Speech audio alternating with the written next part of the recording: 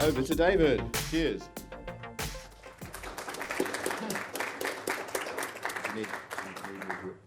Just for now, just in case. Yes, very good to be back. I don't know who was here yesterday.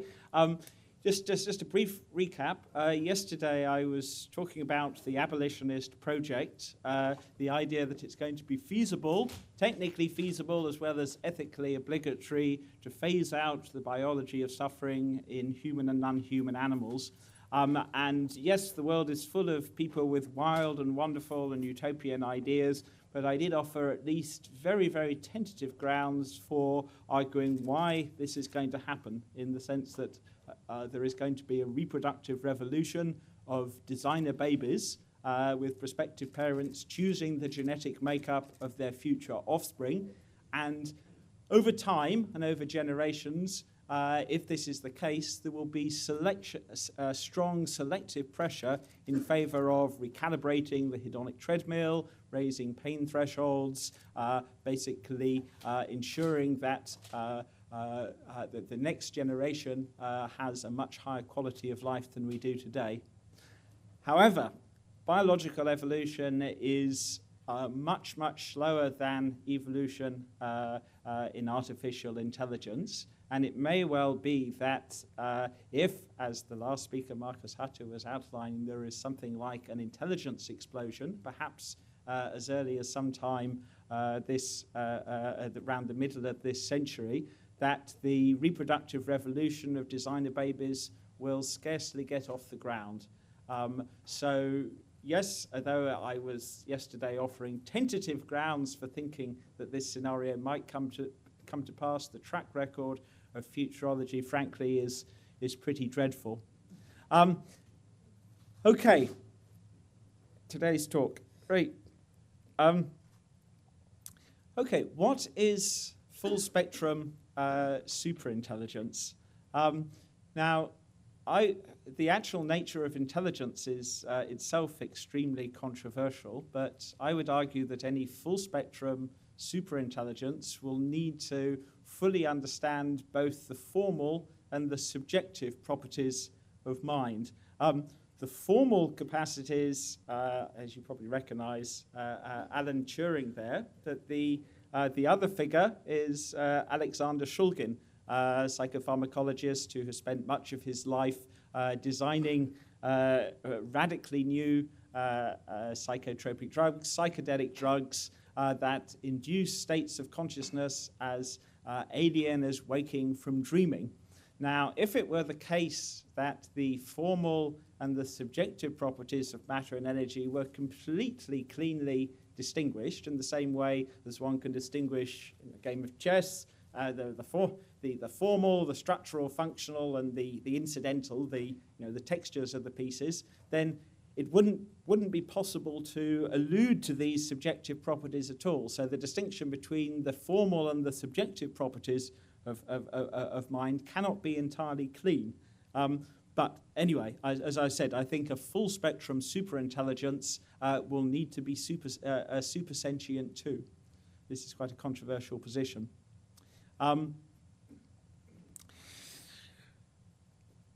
Yes, I mean, normally one's heart tends to sink when anyone starts talking about consciousness, but I think if we are to explore the nature of the future of the universe, we will have to tackle it. If one looks at, let's say, a Kurzweilian graph of the progress of artificial intelligence, it's extremely impressive. And yet, if one looks at the growth of consciousness in our computers, it's, as far as we know, it was 0 in 1945. It's 0 now, and I would argue it's going to be 0 in 2045. Now, one could say, well, why does that matter? But I think, yes, for reasons that will become apparent, that consciousness does play a critical role in the success of organic robots. There are two problems here, in a sense. There is, why does consciousness exist at all? Because if the constituents of the physical world are, as we think think we are? Why aren't our counterparts in some notional zombie world doing exactly the same thing, behaving exactly the same way, but it's not even all dark inside? Why aren't we zombies? But even if, let's say, and this is a big speculation, that at the most fundamental level there is consciousness, some form of panpsychism, physicalistic panpsychism, nonetheless we still have to explain the binding problem. By the binding problem, I mean that somehow your brain, in spite of the fact that apparently edges, textures, motions, and the like are distributively processed by your different brain cells, somehow your mind-brain combines these into percepts, to individual dynamic objects that populate your visual field at the sort of unity of perception and also the unity of the self. And how is this possible if our brain cells are discrete classical objects, as appears at any rate to be the case? Now, there is a German philosopher, Eric, I'm going to not pronounce his name correctly, Eric S., I'm going to call him, who says that if materialism is true, the United States is probably conscious. Now, aside from any cheap digs one might make there, this strikes most of us as extremely implausible, and more to the point, it's inconsistent with reductive physicalism.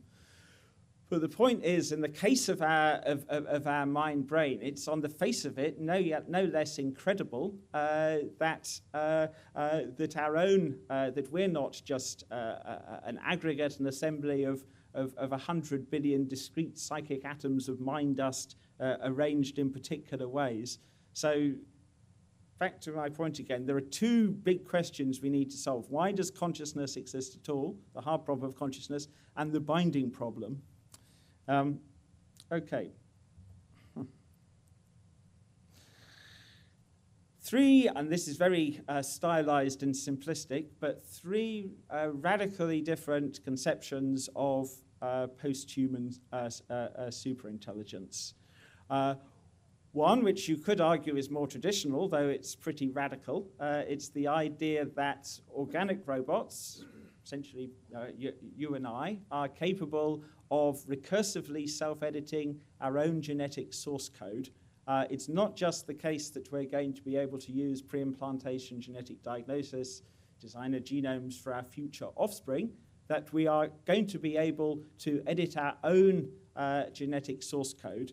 And this won't necessarily involve mastering, at least for most of us, molecular biology, because we can anticipate a whole range of very sophisticated software tools that will enable us to edit first individual genes, then collections of genes, and this is one possible scenario, that organic robots bootstrap their way to full spectrum superintelligence.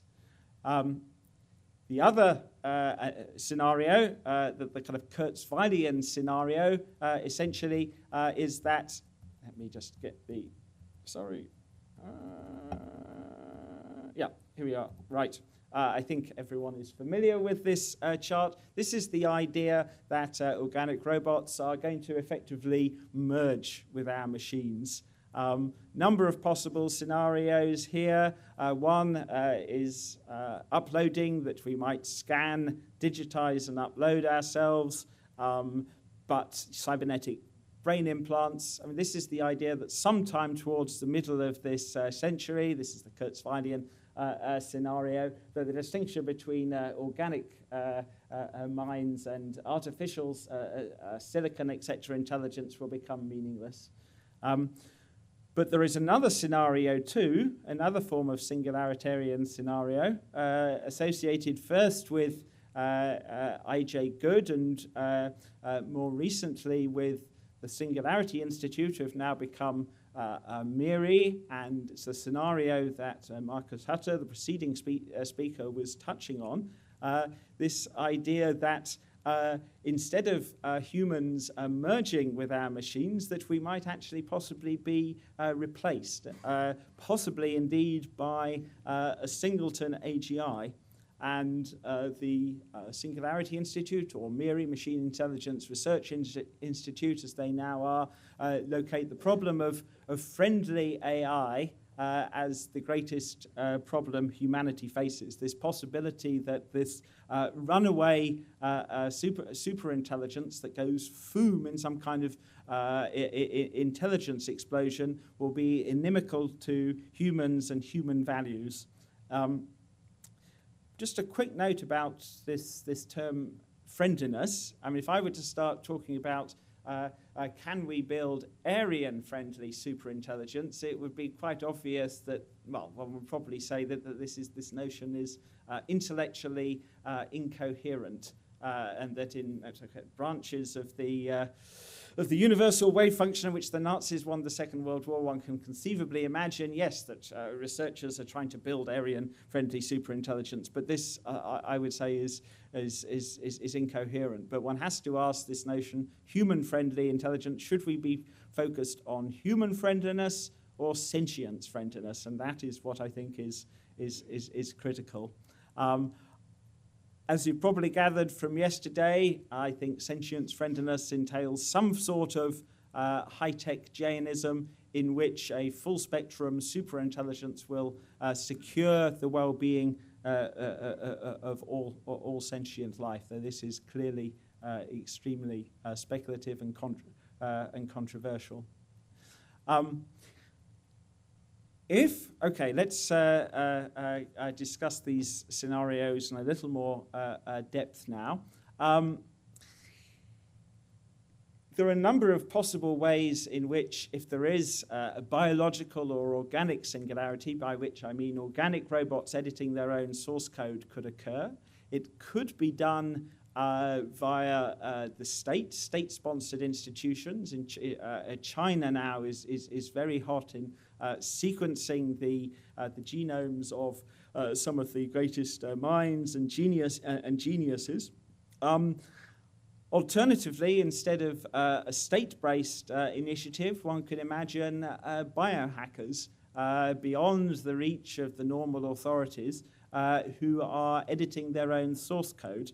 And though early biohackers may be molecular biologists and geneticists, one has to extrapolate to and assume that some very powerful software tools, visualization, means that it's not going to be necessary to edit with the functional equivalent of machine code. Now, one of the reasons for finding this scenario perhaps less far-fetched than it might seem is that the smarter you think that non-biological artificial intelligence is, the more it can help organic robots improve their own source code. So yes, this is one scenario to consider too. Another possible scenario, if I had unlimited budget, which probably isn't very likely, it's soon going to be possible to clone humans. Now imagine if, instead of just straightforward cloning, one takes the very smartest people and, for instance, makes a few genetic tweaks that one thinks will amplify intelligence, kind of selective breeding, and uses this techniques. And if one's assuming there weren't ethical constraints here, one could imagine that if at 8 or 10 years old, this one of the little clones is studying M theory or something like that, then clone and clone again. And in theory, therefore, one needn't have kind of 30 years or anything like that for generations. It would be possible to use selective breeding with tweaks to perhaps obtain post-human superintelligence there. Once again, I think quite a common response would be, but this is just simply too slow. Whether one is talking sort of 5 years, 10 years, 20 years, and so on, that silicon, gallium arsenide, etc., digital computers are just so much faster than poor old organic computers. Sorry, right, here we go. But it said, even if it weren't the case that we have powerful classical digital computers, one could imagine that given enough time sufficiently that organic robots could bootstrap their way to full spectrum superintelligence.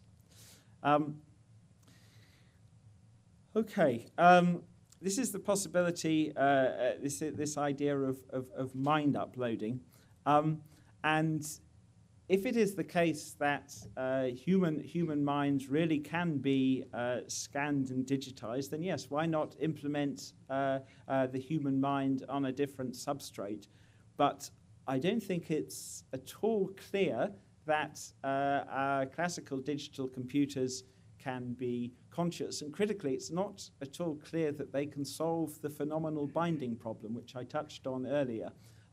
One way to actually convey the significance, the computational power of binding is to look at neurological syndromes when it breaks down. There is something like simultanagnosia. A subject with simultanagnosia can literally only perceive one object at once, or someone with motion blindness or cerebral akinetopsia who could perhaps see the car here, the car there, but cannot perceive motion, or cases of florid schizophrenia, that the ability that organic robots have to construct in almost real time a simulation of the mind-independent environment populated by bound phenomenal objects, dynamic objects, as part of a unitary experiential field, which, at least in the case of more sophisticated organic robots, is apprehended, however fleetingly, by a unitary self, is extraordinarily powerful computationally. And this is why that even a bumblebee, for instance, it's got far greater computational power, ability to navigate its environment than DARPA's finest.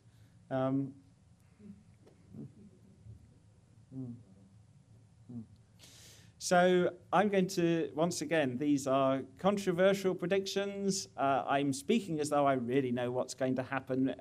In that sense, I'm an imposter. I don't. But this is my tentative predictions. I don't think that a classical digital computer will ever be non-trivially conscious, and I do not think it is going to be possible for an insentient system to explore the nature of consciousness, its varieties, the neural correlates of consciousness, the binding problem.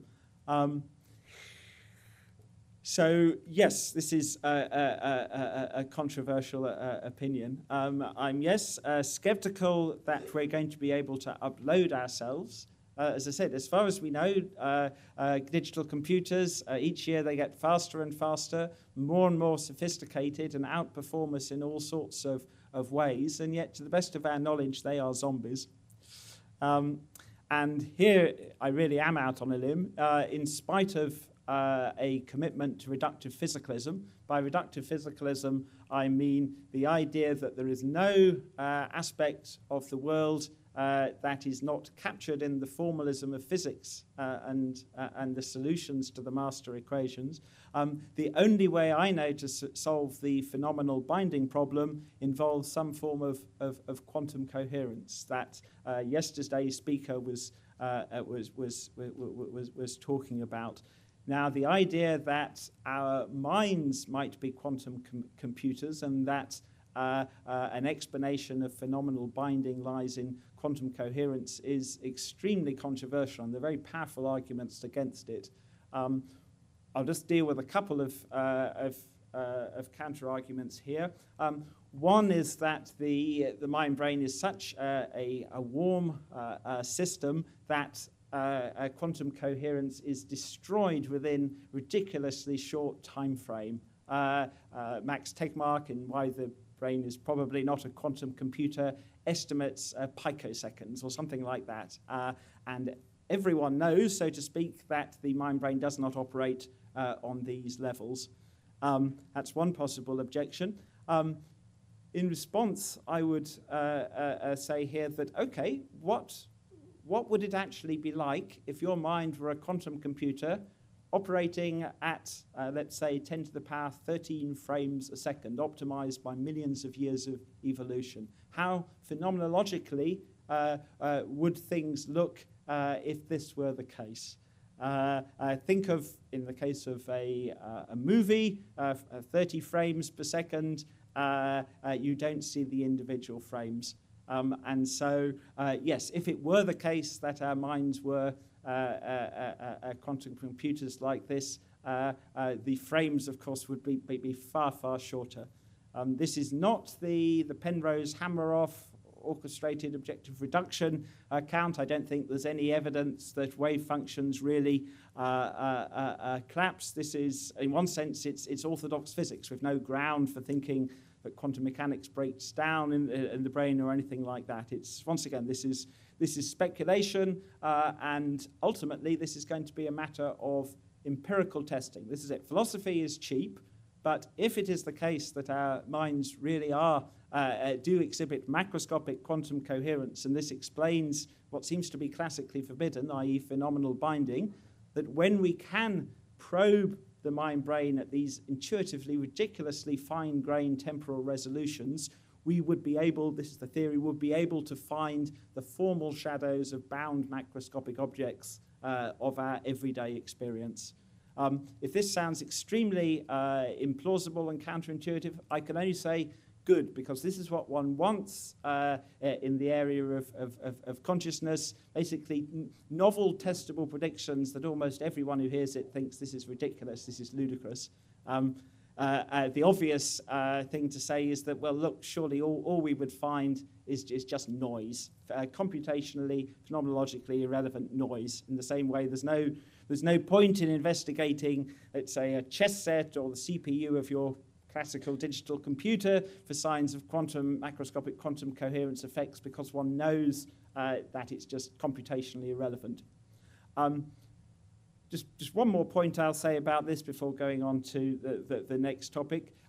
It might seem, a critic might say, sort of a priori, there's absolutely no point in this kind of experiment, because after all, we know that we perceive the external environment on a scale of scores of milliseconds, not picoseconds or anything like that, completely ridiculous. But I think this misapprehends the nature of perception, and that, I mean, compare the nature of dreaming, for instance, that when one is asleep and dreaming, one's mind-brain is spontaneously generating a world simulation without input from the external environment.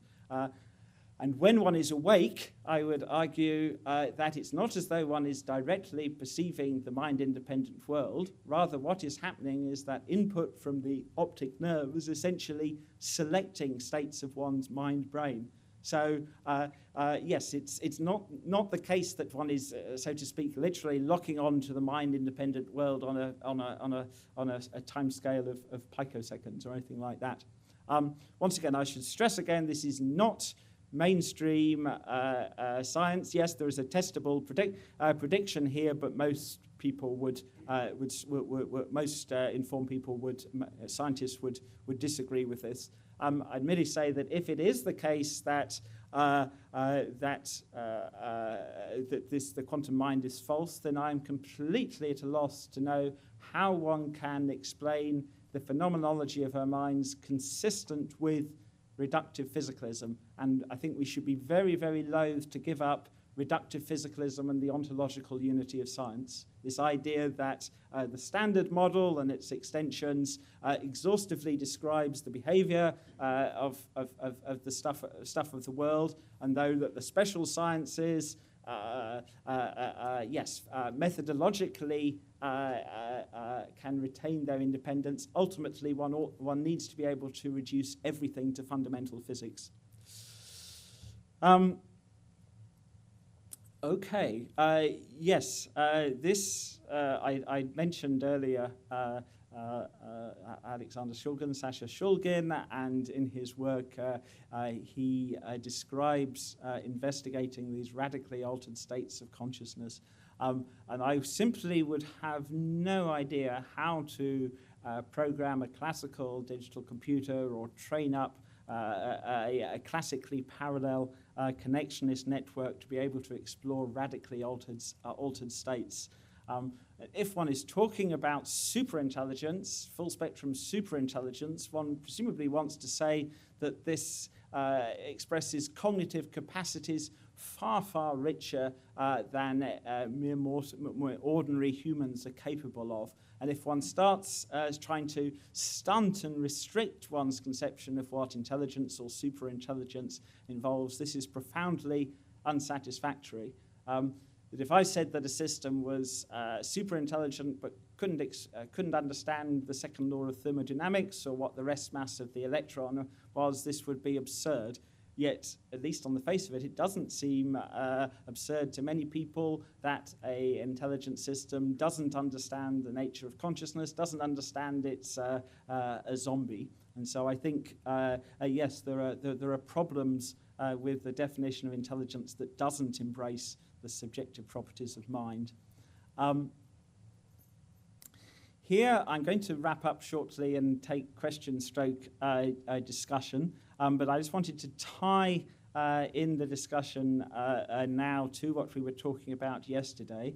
One of the powerful arguments against radical forms of paradise engineering, super happiness, is that essentially it would bring the whole kind of human experiment to an end. It would be the end of knowledge. We would be blissed out.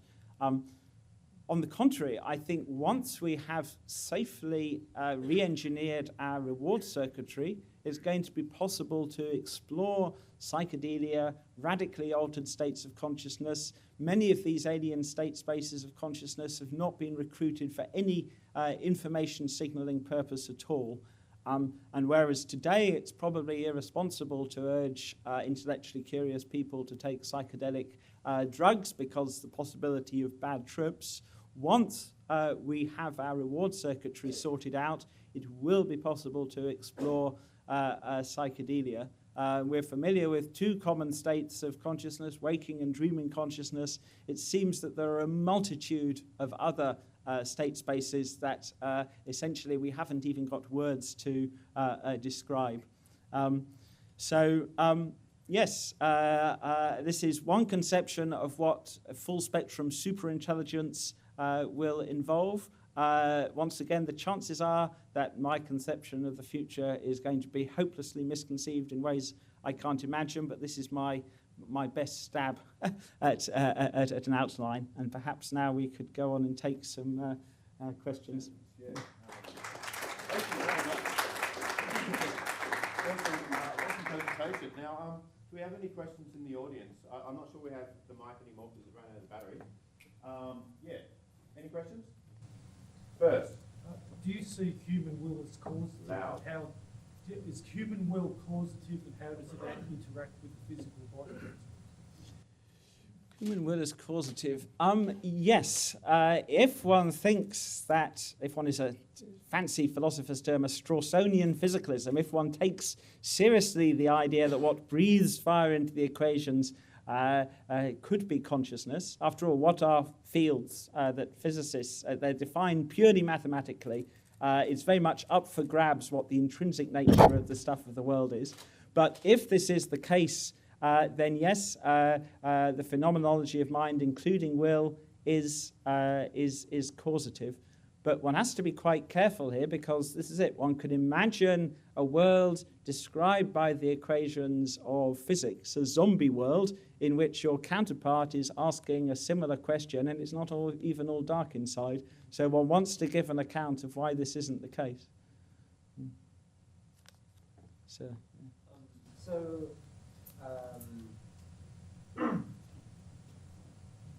When you mention classical digital computers, I think that one of the things that worries me is that sometimes we begin to think that because the main vehicle for computation, the main mechanism for computation we have now is digital, that limits us to digital computation.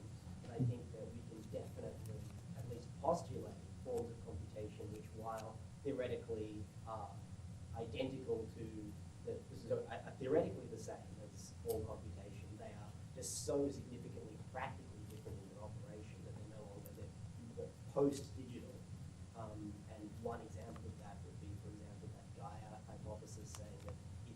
internet was somehow aware, conscious, then it wouldn't have concepts like identity, a state of mind, so to speak, because it would be so large, so distributed, perhaps kind of incoherent. So you see that there could be kind of computers that are beyond our simple synchronous digital computers, which do have a consciousness that can solve that binding problem or simply sidestep it. I touched on connectionist systems. Some people call them neural nets, but I think that is question begging. Yes, one can have massive parallelism, but this parallelism is purely classical. I don't think simply having a massively parallel system is sufficient to solve the phenomenal binding problem. However, one can imagine non-biological artificial quantum computers. But yes, their nature next century and beyond, I would not wish to speculate. But yes, on this hypothesis at least, they could solve the binding problem. But yes, this is extremely speculative. But what I'm not, and this is it, one sometimes wonders, does the speaker have a hidden agenda? And I hope I've made the point that I'm not some new age mystic. I mean, my heart normally sinks if anyone uses the word quantum conscious and quantum consciousness in the same sentence or anything. There is no hidden agenda here. I simply do not know how consistently with reductive physicalism to solve the phenomenal binding problem without some form of quantum coherence. So, yeah. Okay, I'm just going to run over here and give them a mic. Okay, so you're next, Tim. A couple of questions. First, as a reductive physicalist, you said you were. Do you give any? What's your view on free will? Do you have a status for free will? And the second question is, there's a lot being spoken here about computational power. Have you given any thought to Gödel's incompleteness theorem in relation to that? Okay, free will.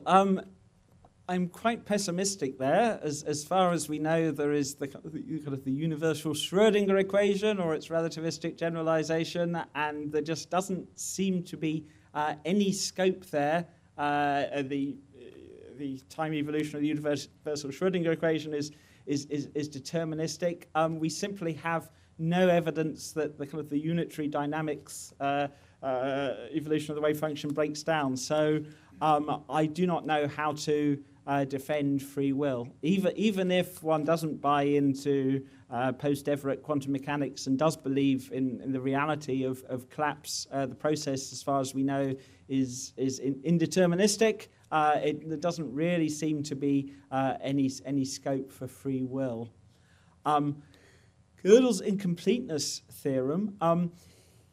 Yeah, I mean, a number of accounts one reads of quantum mind, one particularly thinks of Penrose. They're thinking, rather than something absolutely phylogenetically basic and evolutionarily ancient, like, kind of this kind of perceptual binding, is thinking of the alleged ability of human minds to somehow augmented by quantum theory somehow to compute the physically incomputable. I must say that it's very difficult to understand how there could be any kind of selection pressure in favor of this kind of mechanism.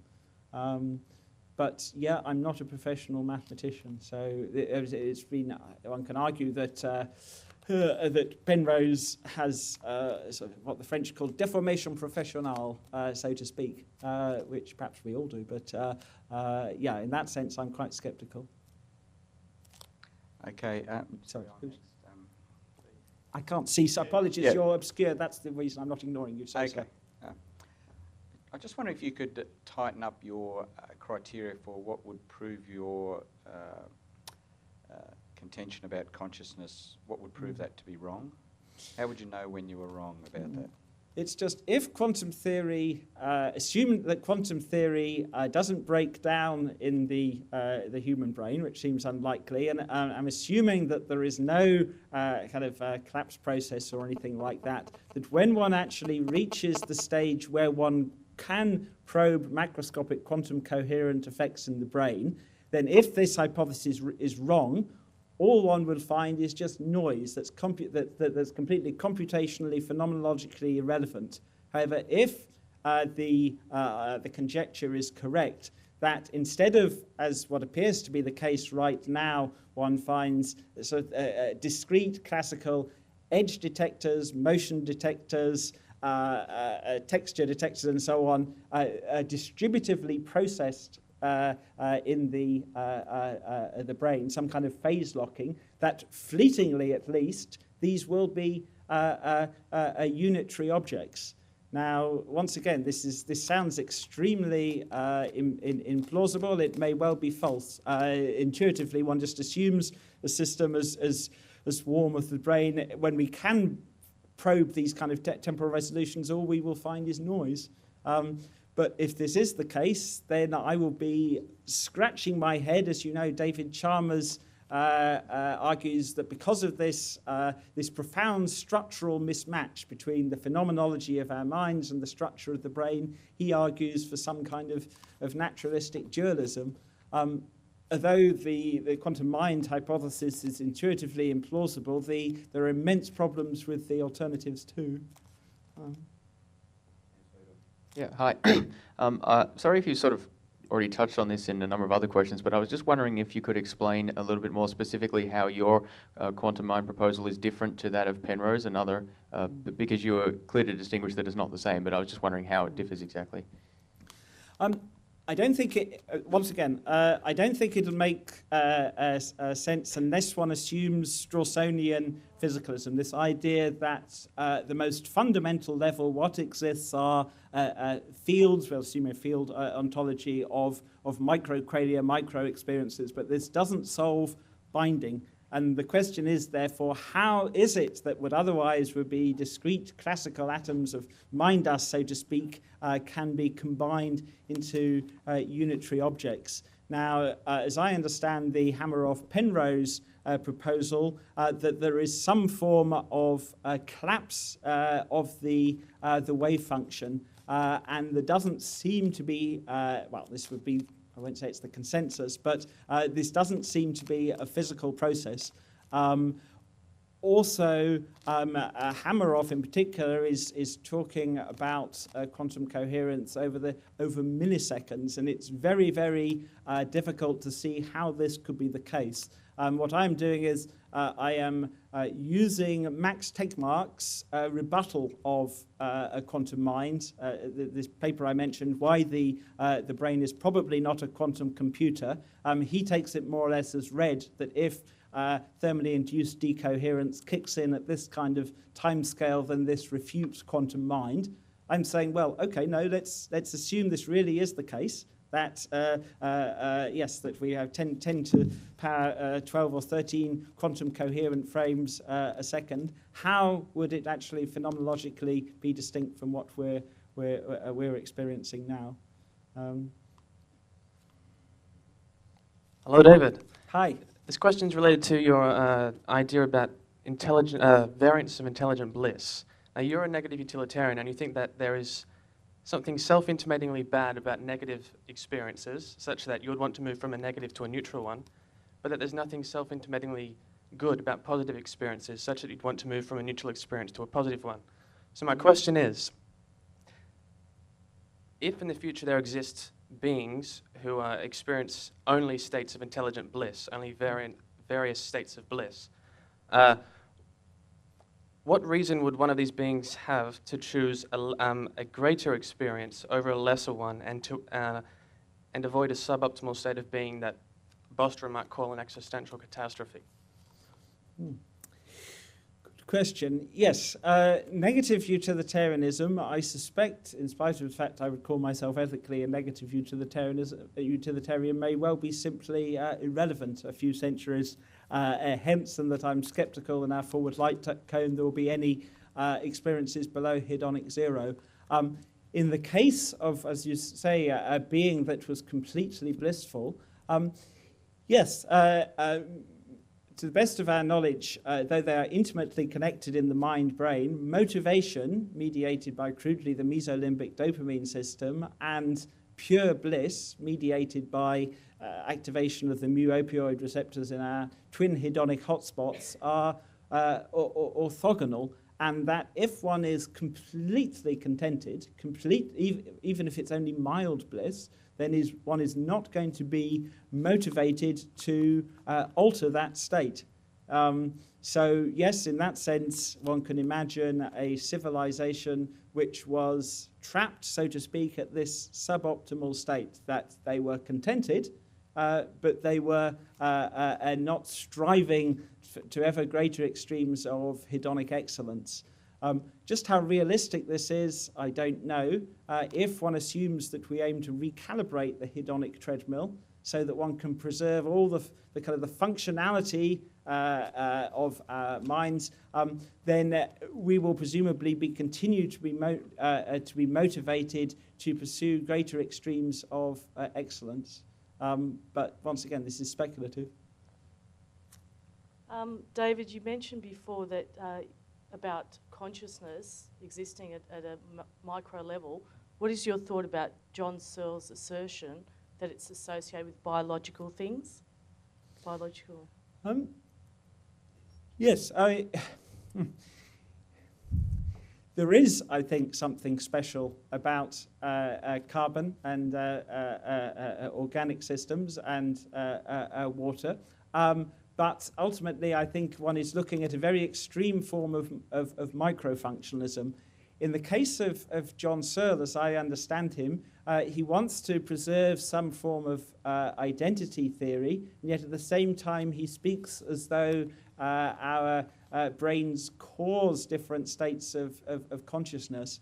But I struggle over this because identity is not a causal relation, and it's very difficult to understand how causality could operate between what are merely levels of description. If one is some kind of radical physicalistic panpsychist, it's not strictly the case that consciousness is peculiar to organic minds. In the most rudimentary form, it may be endemic to the world, and one can also imagine, as I said, something like a superfluid helium or a superconductor could actually be, in the case of superfluid helium, for instance, a macroqualy, a single, very simple a macro experience. But yeah, one could say a lot more on John Searle. This is not a straightforward replication of the Chinese room, I should add, if anyone is thinking this. Could you talk a bit more about the shortcomings that you see with classical computers and what it is that they are unable to achieve, whether it's intentionality or whether it's qualia or some higher level states of consciousness, and also how that would relate to other sorts of brains, like animal brains or insect brains, for example? I mean, even programming something like indexical thought, this particular thought, how does one program a classical computer to do that? In the case of, let's say, something like redness, for instance, can our silicon robots see red? In one sense, yes, if one is defining red purely behaviorally and functionally, but in another sense, to the best of our knowledge, no, they don't have red experiences. Now, for many, many purposes, as I said, it's computationally, functionally irrelevant whether there is experience or not. But in other cases, if one is trying to explore the nature of experience, phenomenal binding, the neural correlates of consciousness, how does a non-sentient system explore the nature of sentience? Can a zombie understand what it is to be a zombie? What is it that distinguishes a subjective experience from a mere aggregate? Can I ask a question? Okay, so assuming that an intelligence explosion happens with purely digital computers and by your definition perhaps don't have consciousness or don't have raw feels, if it decided that it needed those raw feels, do you think it would be motivated to make itself conscious, bootstrap itself to consciousness, perhaps by using quantum noise as an input or whatnot? Would it understand what it lacked? I mean, there is a trivial sense in which, yes, a classical digital computer could be, or well, silicon robot could be programmed to create the source code for an organic robot that can then go on to explore consciousness. So this isn't of itself a refutation of Turing or anything. Exploiting quantum noise, I'm not sure. Yeah. Or whatever. Yeah. It's just it depends how you think that the binding problem it can be solved. Now it may well be, as I said, the tentative account I gave is completely misconceived. But okay, it is misconceived, but one still has the problem of accounting for how it is that right now, instead of being 100 billion atoms, so to speak, classical cycons of mind dust, that you are apprehending a unitary world simulation, and somehow kind of the unity of perception and the unity of the self. And as I said, this could all sound very waffly and philosophical, but then if one actually explores syndromes in which binding breaks down, this gives some indication of just how computationally powerful binding is. So you mentioned that you don't think that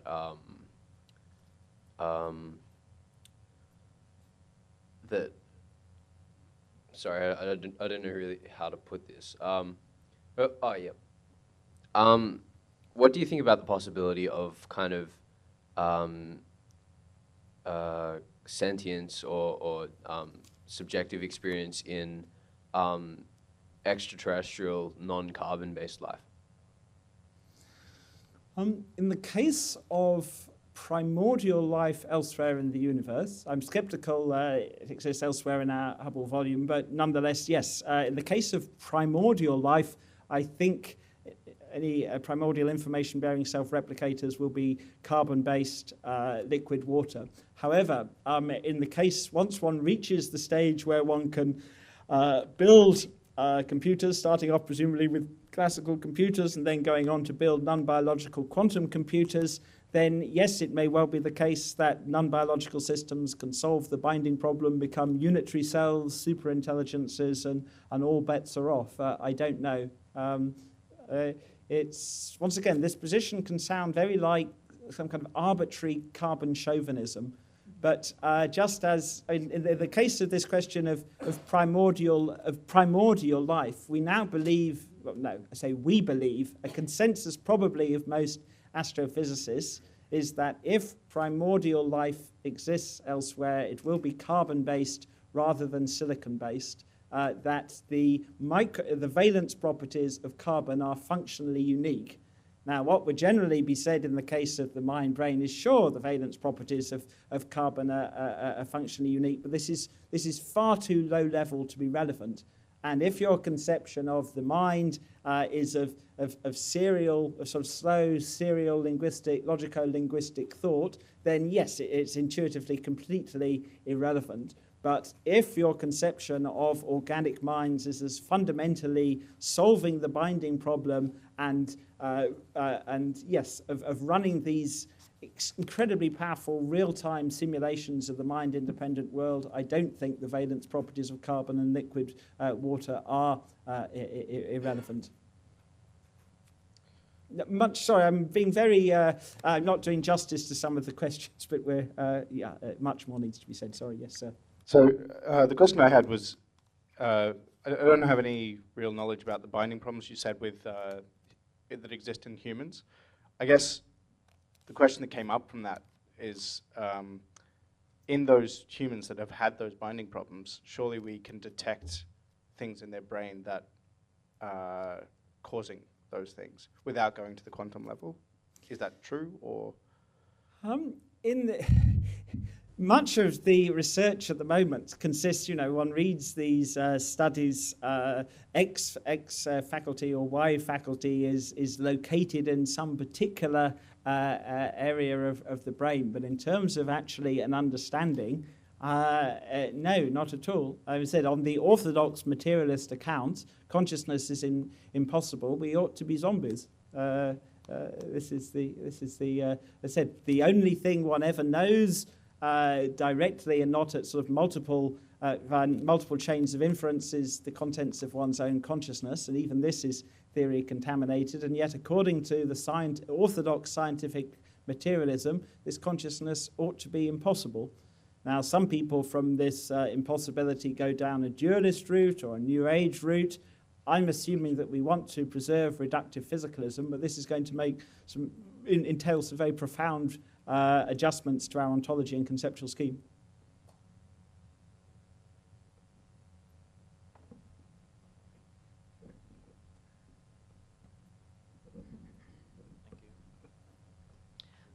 Perhaps I haven't understood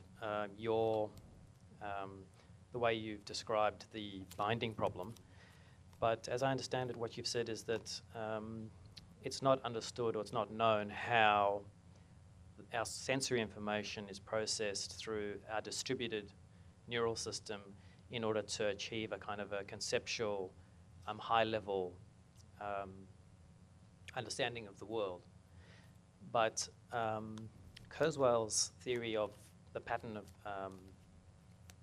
the pattern recognition model of intelligence sort of describes this idea of a hierarchical system of abstraction where you build layers of understanding upon the lower layers. So I was just interested if you've got any comments on that, whether a way to achieve this sort of higher level abstract, this higher level understanding based on a hierarchical system of internal layers of abstraction is a way to overcome that. I would need to see the details of a Kurzweil's model to be able to make an intelligent comment here. It's just, I do not see how he proposes, assuming that we do treat neurons as membrane-bound classical objects, it is possible to get from, let's say, a rudimentary color, let's say, neuron processing color, to get an object, let's say, whether it's a football or anything else. Its features are bound together into a unitary experiential object, let alone an entire perceptual field apprehended by a unitary self. Consistent with reductive physicalism, anyway.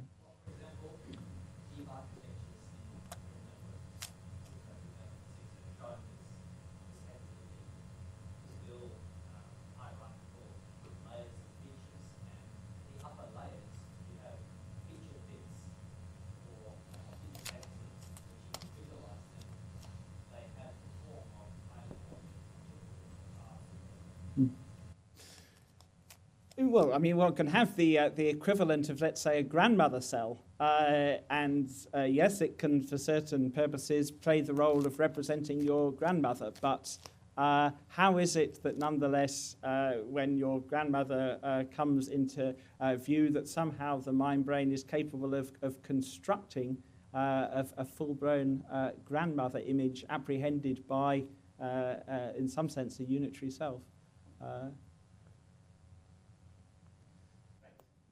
Just on that, but is the self really unitary? I have experiences of the greedy David, the fearful David, the brave David, the hungry David, and all these different selves are in conflict often, and result in some sort of action. To use a fancy philosopher's term, there is diachronic unity and synchronic unity. Synchronic unity in the sense of right now, and if any kind of quantum mind story is correct, the synchronic unity, a single frame, is extraordinarily short-lived. In the case of the so-called diachronic unity of the self, I'm actually a skeptic that exists. It's fitness-enhancing, and much of our conceptual scheme is based around the notion of a metaphysical ego, but I said I am very, very skeptical that it's real.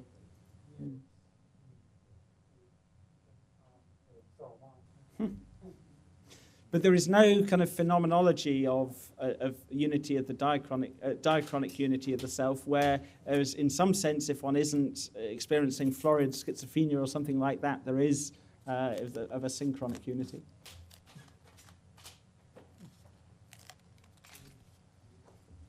Did you have a question? Why? Well, David, you had a brief dialogue with Marcus earlier, and I think a lot of people have been alluding to this particular topic but haven't addressed it specifically. I hesitate to do it because I don't think that this is central to your thesis, and we're attacking this particular aspect of your philosophy to no great effect, in my opinion. But because you're a general philosopher, you're sticking rigidly to your belief, and that's great. So the classical refutation for this unity of mind and the irreplaceability of the neuron that you're talking about is Marcus mentioned this, is the replacement of neurons one at a time. And at what point, if you do that, do you become a zombie? Where do you lose the binding effect and actually no longer are you a real sentience? I think you would get progressive loss of sentience. So yes, I think one could do this. Precisely how closely it would be possible to functionally replicate one of your neurons. If this particular hypothesis is correct, it won't be possible to do so in silicon. The little discussion I had with Marcus earlier, this touched on my question, is even if everything I have been saying tonight is incorrect, there's still the question of if one can functionally replicate organic minds in silicon, whether our phenomenal experiences would be identical. And I gave the example of this of a game of chess, that we know in advance that if I give you the gameplay, you can functionally, faithfully replicate it, but you've got absolutely no reason whatsoever for thinking you know the textures of the pieces.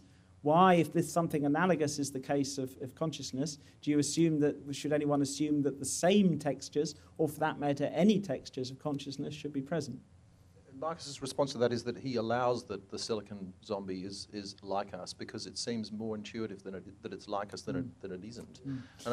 Yeah, it's, once again, the question is the question of digital sentience merely some kind of version of the skeptical problem of other minds? And though most of us would accept that the skeptical problem of other minds can't be definitively resolved, we assume science is based on it, the principle of the unity of nature, and because you are functionally, structurally, behaviorally, in terms of your composition, almost identical to me, it is this uniformity of nature. It is very reasonable to assume that you have similar experiences.